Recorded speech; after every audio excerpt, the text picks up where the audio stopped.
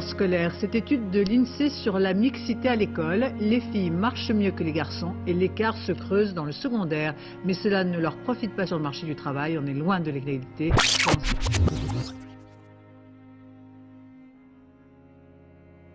Toutes les filles sont scolarisées depuis 1880, mais elles ne suivent pas les mêmes études que les garçons.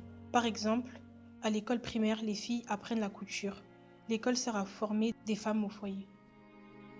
J'avais une maman qui avait aucun diplôme et un papa qui avait, ça s'appelait un certificat d'études. C'est-à-dire il avait été à l'école jusqu'à 13-14 ans. Donc très tôt, à la campagne, ma maman savait lire, écrire, compter, mais sans plus. Elle pouvait lire un livre. Si elle écrivait, elle faisait beaucoup de fautes, bien sûr. Elle pouvait faire ses courses, mais c'était très limité. Donc pour elle, déjà d'avoir une fille qui a le brevet, pour elle, c'était déjà quelque chose de bien. Le baccalauréat s'ouvre largement aux femmes à partir de 1924. Il faut attendre les années 1960 pour que les filles rattrapent les garçons. À cette date, il y a plus de bachelières que de bacheliers. Moi, j'ai été ce qui s'appelait, ça existe encore, le brevet. Oui, ça existe. Voilà. Bon, moi, j'ai été jusque-là, mais autour de moi, j'avais pas mal de copines. Il y en a une qui a été au bac, c'est tout. C'était très rare le bac à l'époque.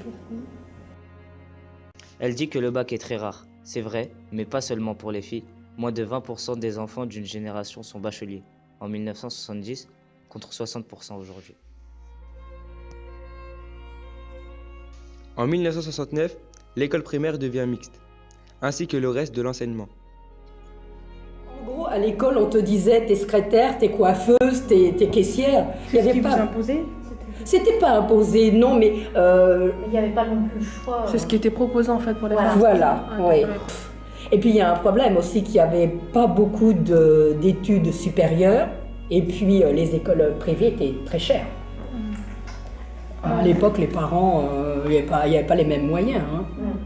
Mais bon.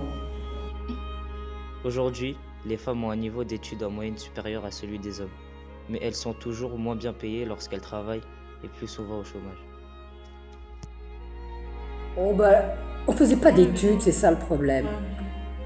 Si tu veux, on ne te forçait pas, on te disait pas « Ah ça serait bien, après le brevet, tu travailles bien, d'aller passer le bac ». Pas du tout, on disait « Allez bosser ». Allez bosser. Autour de moi, on a tous bossé aux environs de 17 ans, on était tout au travail. Parce qu'à l'époque, il fallait ramener de l'argent. Tout à fait, oui, pour aider un peu les parents. Il n'y avait pas tant de... Non, et puis, étant donné que les mères ne travaillaient pas, il n'y avait qu'un salaire qui rentrait.